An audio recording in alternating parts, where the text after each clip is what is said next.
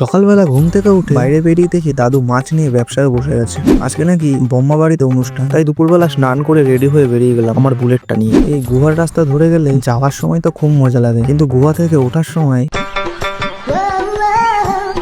যাই হোক হেঁটে হেঁটে অনেক কষ্ট করে উঠে পড়লাম। উঠে প্রায় আধা ঘন্টা গাড়ি চালিয়ে সরি আমার বুলেট চালিয়ে চলে আসলাম বোম্মা বাড়ি আসতেই দেখি হাতে প্রসাদ দিয়ে দিল আর বললো এগুলো খেয়ে নে, তারপর খেতে দিচ্ছে। গলার অবস্থা একদমই ভালো না, কি বলবো তোমাদের। 10 মিনিট পর খেতে বসলাম, ভাত নিয়ে কিছুক্ষণ বসেছিলাম, তারপর দেখি আস্তে আস্তে সবই আসলো। পায়েস, চাটনি, মানে কি বলবো, মানে স্বাদই আলাদা গাইস। পেট ভর্তি করে চলে গেলাম মাঠের দিকে। মাঠে গিয়ে দেখি এই বাচ্চাটা ইন্ডিয়া থেকে পাকিস্তানে পাঠিয়ে দিয়েছে একটা ঘুড়ি, দেখাই যাচ্ছে না। সন্ধ্যেবেলা বাড়ি এসে টাকা নিয়ে চলে গেলাম ফুচকা খেতে। ভাবলাম ফুচকা তো রোজ খাই, তাই আজকে একটু চুরমার খেয়ে সরি চুরমুর দেখে এত সুন্দর লাগছিল, কি বলবো, মানে খেলে বাবু কেমন লাগবে। তারপর বাড়ি এসে মুখে দিতেই মানে একদম কিছু বলার নেই। নাও তোমরা এবার তোমাদের মুখের লালাটা না, সরি মজা করলাম। তারপর বাইরে বেরিয়ে দেখি আমাদের মন্দিরটাকে একদম বিয়ে বাড়ির প্যান্ডেলের মতন সাজিয়ে দিয়েছে, কারণ কালকে এখানে অনুষ্ঠান। টাটা।